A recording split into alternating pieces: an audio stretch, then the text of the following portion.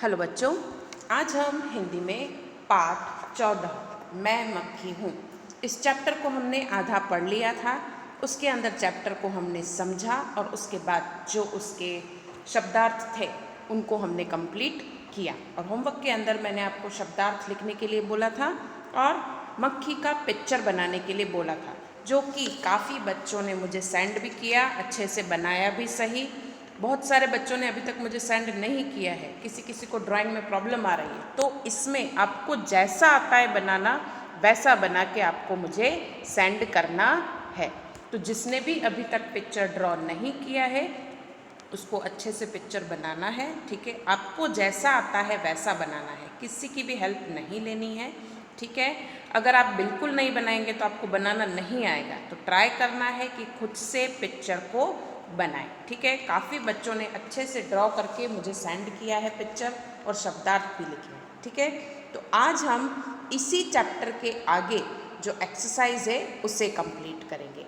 इस एक्सरसाइज के अंदर सबसे पहली एक्सरसाइज जो है वो ये है, स्वाध्याय में निम्नलिखित हिंदी शब्दों के सामने अंग्रेजी शब्द लिखिए, ठीक है। इनका जो अंग्रेजी शब्द है वो लिखना है और दूसरा है निम्नलिखित प्रश्नों के उत्तर लिखिए। इसके बाद एक और एक्सरसाइज है जिसे हम कंप्लीट करेंगे। तो सबसे पहले हम ये दोनों एक्सरसाइज कंप्लीट करेंगे, ठीक है। तो स्टार्ट करते हैं आज का हमारा सेशन, ओके। अब सबसे पहले आपकी टेक्स्ट बुक के अंदर पहला जो क्वेश्चन है वो ये है, निम्नलिखित हिंदी शब्दों के सामने अंग्रेजी शब्द लिखिए। हिंदी शब्द लिखा हुआ है, उसका अंग्रेजी शब्द हमें लिखना है। तो सबसे पहले लिखा है मक्खी। क्या लिखा है? मक्खी। उसे अंग्रेजी में कहते हैं बी, ठीक है। दूसरा है गंदगी। क्या है? गंदगी। उसे अंग्रेजी में कहते हैं फिल्ट, FILTH, फिल्ट। क्या कहा जाता है गंदगी को? फिल्ट। उसके बाद कौन, यानी हम किसी को पूछते हैं ना ये कौन है, तो उसे अंग्रेजी में कहा जाता है हु, WHO, हु। क्या है? WHO मतलब हु मतलब कौन। नेक्स्ट है बीमारी। बीमारी को अंग्रेजी में कहा जाता है डिजीज, DISEASE, डिजीज। क्या कहा जाता है बीमारी को? Disease, DISEASE, disease. फिर है जगह यानी प्लेस, कोई भी स्थान, PLACE, प्लेस। फिर है भलाई। भलाई को अंग्रेजी में कहा जाता है गुडनेस, GOODNESS, गुडनेस, ठीक है। मक्खी का मतलब बी, कौन का मतलब हु, जगह का मतलब प्लेस, गंदगी का मतलब फिल्थ, बीमारी का मतलब डिजीज और भलाई का मतलब गुडनेस, ठीक है। इसके बाद अगली जो एक्सरसाइज है, निम्नलिखित प्रश्नों के उत्तर लिखिए, ठीक है। यहाँ पर 4 प्रश्न दिए हुए हैं, उनके उत्तर हमें इसी टेक्स्ट बुक के अंदर लिखने हैं। पहला प्रश्न है, मक्खी कहाँ पाई जाती है? तो इसका आंसर है मक्खी गंदी चीज़ों के पास पाई जाती है। कहाँ पाई जाती है? गंदी चीज़ों के पास पाई जाती है। जहाँ पर गंदगी होती है वहाँ पर मक्खी पाई जाती है। फिर है दूसरा प्रश्न, मक्खी किससे दूर भागती है?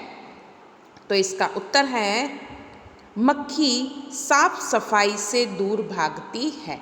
अगर हम हमारा पूरा घर क्लीन कर देते हैं, अच्छे से हम क्लीन करते हैं, दवाई डाल के पोछा लगाते हैं, सब कुछ करते हैं, फिनाइल डालते हैं, तो आपने देखा होगा कि एक भी मक्खी आपको दिखाई नहीं देगी। तो मक्खी क्या है? साफ सफाई से दूर भागती है।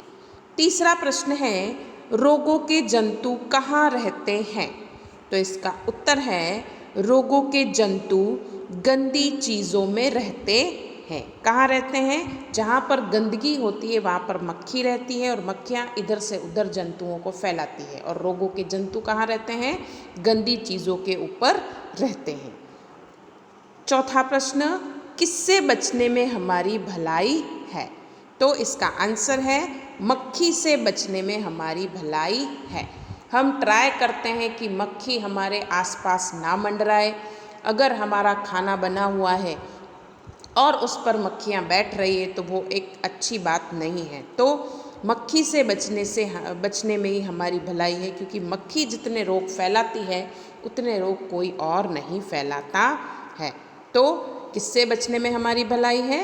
मक्खी से बचने में हमारी भलाई है। तो ये थे प्रश्न उत्तर। ठीक है, अब इसके आगे की exercise fill in the blanks मैंने खुद से लिखे हैं, उसको मैं आपको कंप्लीट करवाती हूँ। ये है फिल इन द ब्लैंक्स जो कि आपको नोटबुक में लिखने रहेंगे। सबसे पहला है फिल इन द ब्लैंक्स, खाली जगह भरो। हिंदी में जिसे कहा जाता है फिल इन द ब्लैंक्स को खाली जगह भरो। पहला है बीमारियों से बचने के लिए अपना घर और मोहल्ला साफ सुथरा रखो। अब जहाँ पर मैंने घर और मोहल्ला लिखा है वो है फिल इन द ब्लैंक्स के आंसर्स। ठीक है, जब आप नोटबुक में लिखेंगे तो इनके नीचे आपको अंडरलाइन करना रहेगा।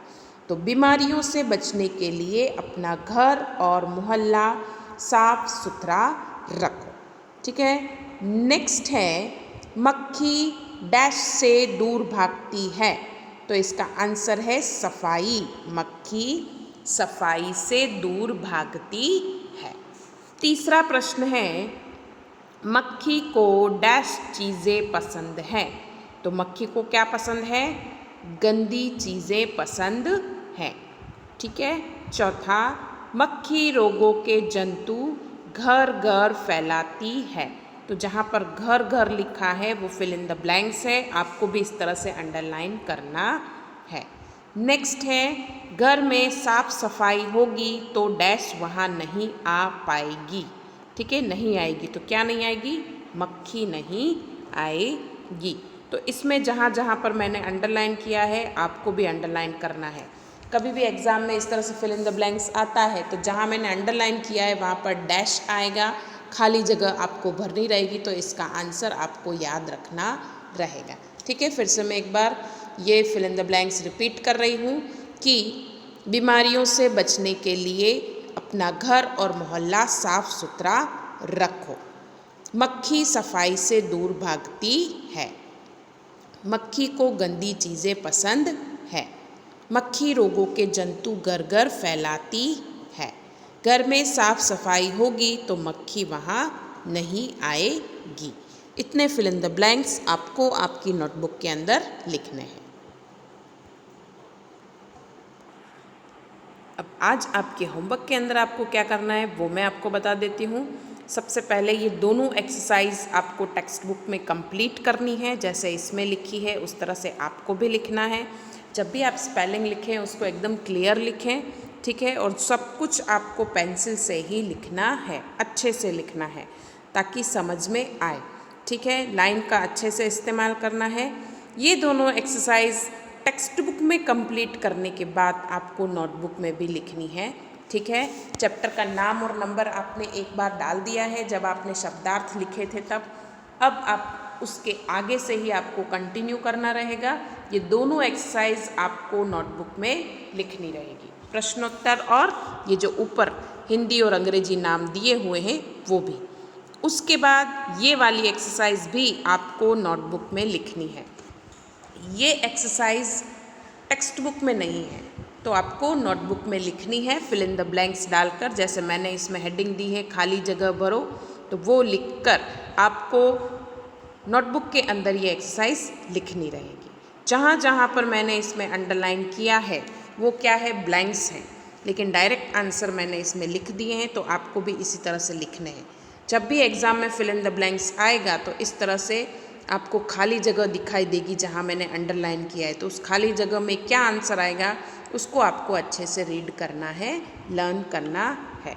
ठीक है, काफ़ी बच्चे पूरा वाक्य तो लिख देते हैं लेकिन कई बार अंडरलाइन करना भूल जाते हैं नोटबुक के अंदर।